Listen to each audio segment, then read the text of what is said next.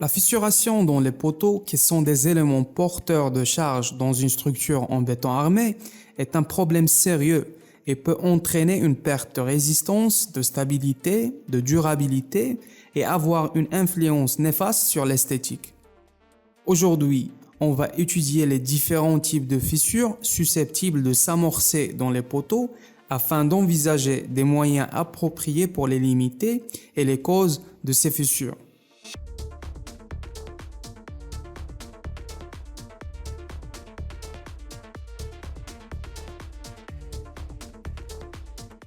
Une fissure horizontale dans un poteau en béton armé est généralement observée près du point ou jonction poutre-poteau, également du côté du poteau où les contraintes de traction sont importantes.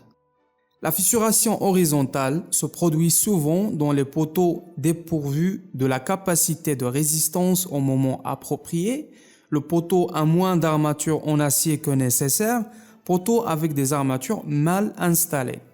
La fissuration horizontale se produit en raison aussi des effets de la force de cisaillement et de la charge directe et de la flexion uniaxiale.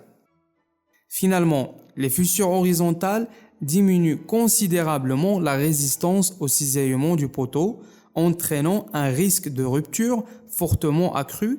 Il est donc nécessaire de régler ce problème le plus tôt possible. Dans le cas des fissures diagonales, c'est presque toujours structurellement lié.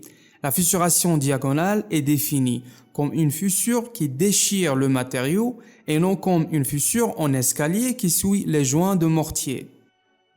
Les poteaux en béton armé développent des fissures qui encerclent toute la face du poteau à n'importe quel endroit de sa hauteur. Pour comprendre la source ou la cause d'une fissure diagonale, tracez une ligne imaginaire perpendiculaire au centre de la fissure vers le bas. Cela devrait indiquer la source ou la raison de la fissuration. Ces types de fissures se produisent généralement en raison d'une résistance à la charge insuffisante des poteaux, d'une section transversale inadéquate de la section du poteau et d'un acier de renforcement inapproprié. Comme une petite astuce, on sait que la maçonnerie et le béton sont des matériaux composites qui se comportent bien en compression et relativement mal en traction. L'astuce donc consiste à concevoir des composants qui sont en compression tout le temps ou au moins la plupart du temps et à garder les événements de traction inévitables aussi rares que possible.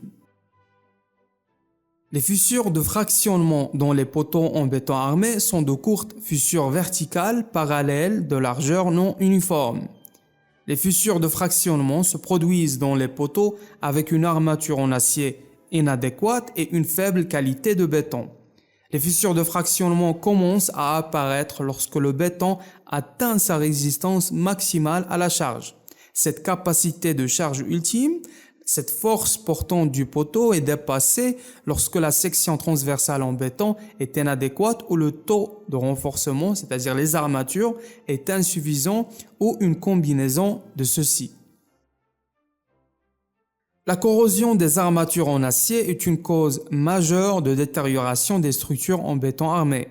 Lorsque la corrosion des barres se développe de manière significative, elle affecte l'état de fonctionnement de la structure par fissuration, voire équayage de l'enrobage en béton, et a également un impact sur la sécurité structurelle en diminuant la capacité portante des éléments en béton armé, ce qui est très préoccupant.